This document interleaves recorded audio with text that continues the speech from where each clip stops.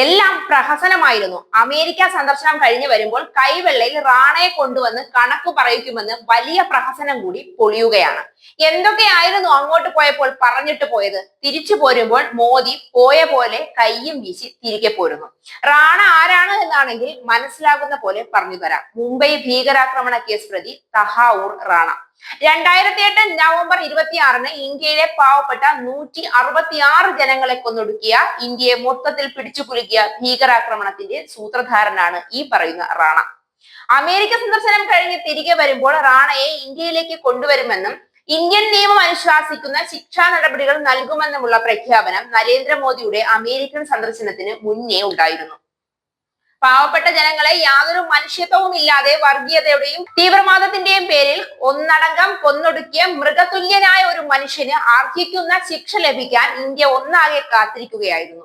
എന്നാൽ ഇതൊക്കെ വെറും ജനങ്ങളുടെ കണ്ണിൽ പൊടിയിടാനുള്ള, ഡൽഹി തിരഞ്ഞെടുപ്പിനെ സ്വാധീനിക്കാൻ മാത്രമുള്ള പൊളിവാക്കുകളായി മാറിയിരിക്കുകയാണ് ഇപ്പോൾ. തഹാവൂർ റാണയെ ഇന്ത്യക്ക് കൈമാറുന്നത് വൈകുമെന്നുള്ള റിപ്പോർട്ടാണ് ഇപ്പോൾ പുറത്തു വരുന്നത്. ഇന്ത്യക്ക് കൈമാറുന്നത് ഏതാനും ആഴ്ചകൾ കൂടി വൈകിപ്പിക്കണമെന്ന് കാണിച്ച് റാണ നൽകിയ ഹർജിയെ തുടർന്നാണ് കൈമാറ്റം വൈകുന്നതെന്ന് മാധ്യമങ്ങൾ റിപ്പോർട്ട് ചെയ്യുന്നു. കുറ്റവാളി കൈമാറ്റ ഉടമ്പടി പ്രകാരം റാണയെ കൈമാറണമെന്ന ഇന്ത്യയുടെ ആവശ്യം കാലിഫോർണിയ കോടതി നേരത്തെ അനുവദിച്ചിരുന്നു. ഇതിനെതിരെ റാണ നൽകിയ അപ്പീൽ തള്ളിയാണ് കൈമാറ്റത്തിന് രണ്ടു രാജ്യങ്ങളും തമ്മിലുള്ള കുറ്റവാളി കൈമാറ്റ ഉടമ്പടി പ്രകാരം റാണയെ കൈമാറ്റം ചെയ്യാമെന്ന് തീരുമാനമായത്. പ്രധാനമന്ത്രി നരേന്ദ്രമോദിയുടെ സന്ദർശനത്തിനോടനുബന്ധിച്ച് US പ്രസിഡന്റ് ഡൊണാൾഡ് ട്രംപ് ആണ് റാണയെ ഇന്ത്യക്ക് കൈമാറുമെന്ന് പ്രഖ്യാപിച്ചത്. ബാല്യകാല സുഹൃത്തും പാക് വംശജനുമായ അമേരിക്കൻ പൗരൻ ഡേവിഡ് കോൾമാൻ ഹെഡ്ലിയുമായി ചേർന്ന് ലഷ്കർ-ഇ-തൊയ്ബയ്ക്ക് വേണ്ടി ഭീകരാക്രമണത്തിന് ഗൂഢാലോചന നടത്തിയെന്നാണ് പാക് വംശജനായ കനേഡിയൻ വ്യവസായി റാണയ്ക്കെതിരെയുള്ള കേസ്. 2008 നവംബർ 26-നായിരുന്നു മുംബൈയിൽ ഭീകരാക്രമണം നടന്നത്. 2009 മുതൽ ലോസ് ആഞ്ചലസിലെ ജയിലിലാണ് Rana. Taj hotel, Oberoi Trident hotel, Chhatrapati Shivaji terminals, Leopold cafe, Mumbai Chabad house, Nariman house, metro cinema എന്നിവിടങ്ങളിലായിരുന്നു ആക്രമണം ഉണ്ടായത്. ഭീകരാക്രമണത്തിൽ 6 അമേരിക്കക്കാർ ഉൾപ്പെടെ 166 പേർ കൊല്ലപ്പെട്ടു. കടൽമാർഗം മുംബൈയിലെത്തിയ 10 പാകിസ്ഥാൻ ഭീകരർ ഒന്നും രണ്ടുമല്ല 60 മണിക്കൂറിലധികമാണ് മുംബൈയെ മുൾമുനയിൽ നിർത്തിയത്.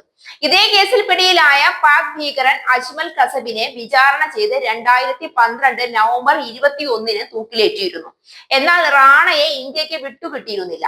ഇന്ത്യൻ മനസാക്ഷിയെ ഞെട്ടിച്ച ഒരു ഭീകരാക്രമണത്തിന്റെ സൂത്രധാരനെ ഇന്ത്യക്ക് വിട്ടു നൽകാമെന്ന വാദം വെറുതെ ജനങ്ങളുടെ കണ്ണിൽ പൊടിയിടാനുള്ള മോഡി ട്രംപ് കൂട്ടുകെട്ടിന്റെ ഗൂഢാലോചന മാത്രമാണ്.